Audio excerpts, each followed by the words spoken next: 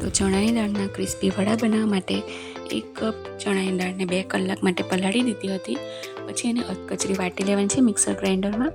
એની સાથે 2 ચમચી ચણાનો લોટ લીધો છે, આદુ મરચાંની પેસ્ટ અને આપણા બેઝિક મસાલા, અને સાથે જ આપણે 1 કાંદાને બરાબર ઝીણો સમારી લીધો છે અને સાથે જ થોડા લીલા ધાણા લઈ લેવાના છે. હવે બધું આપણે બરાબર મિક્સ કરી લઈશું.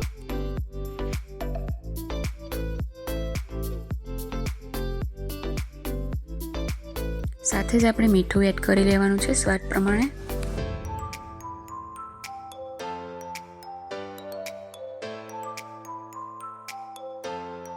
બેઝિક મસાલામાં આપણા હળદર પાવડર, લાલ મરચું પાવડર, ધાણા જીરું પાવડર, ગરમ મસાલો અને હિંગ એડ કર્યું હતું.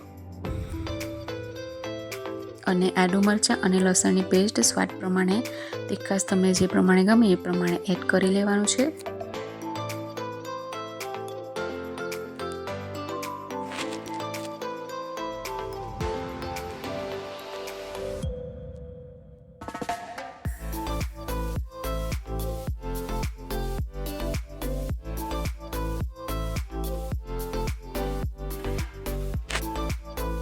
આ વડા એકદમ જ સરસ, ખૂબ જ ક્રિસ્પી બનશે બહારથી અને અંદરથી સોફ્ટ થશે, જે ખાવામાં ખૂબ જ સરસ લાગે છે.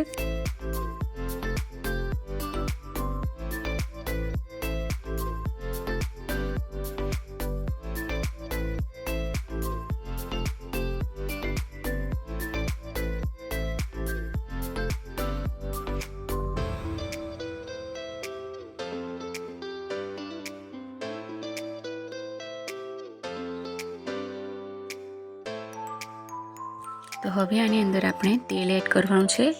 આ ફ્રાય કરવા માટે જે તેલ ગરમ કરવા મૂક્યું હતું એમાંથી જ આપણે 1 થી 2 ચમચી જેટલું તેલ લઈને બરાબર મિક્સ કરી લેવાનું છે.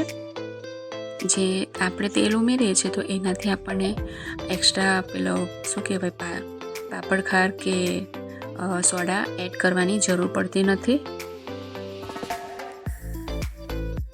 હવે તેલ ગરમ થઈ ગયું છે તો આપણે ફ્રાય કરી લઈએ.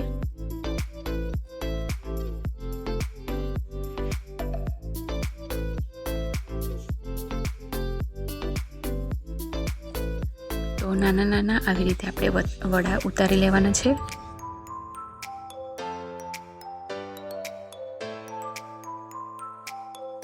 ગેસની ફ્લેમ આપણે સ્લો ટુ મીડિયમ રાખવાની છે, જેથી વડા એકદમ સરસ એવા અંદરથી પણ ચડી જાય અને બહારથી ક્રિસ્પી થઈ જાય.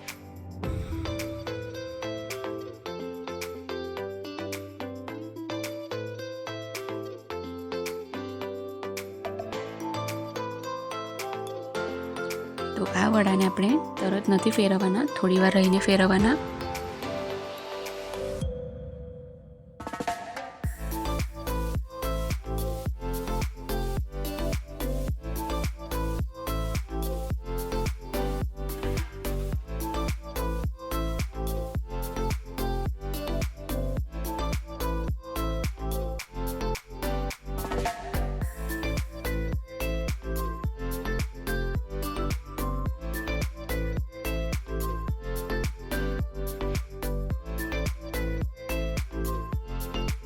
તો હવે આપણે ફેરવીને બીજી સાઈડ ટર્ન કરી લઈશું.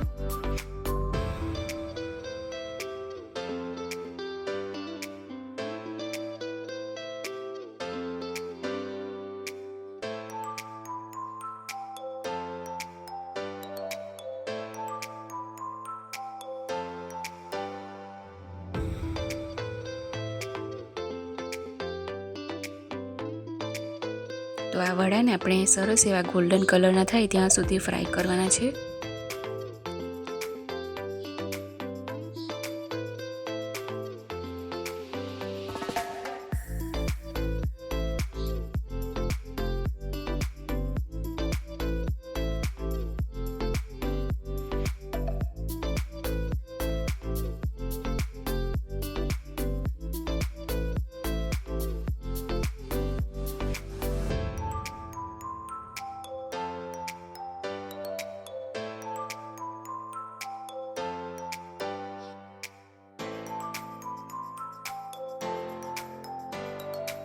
હવે આપણે કાઢી લઈશું.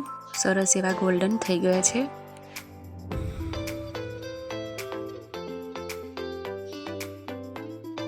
જોઈ શકાય છે ખૂબ જ સરસ એવો કલર આવી ગયો છે અને ક્રિસ્પી પણ થઈ ગયા છે.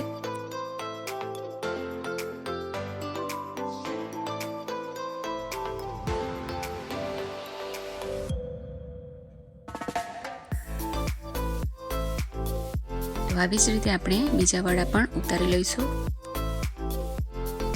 તો હવે રેડી થઈ ગયા છે આપણા ખૂબ જ સરસ એવા ક્રિસ્પી અને ક્રન્ચી વડા, જે બહારથી ક્રન્ચી છે અને અંદરથી સોફ્ટ. Thanks for watching.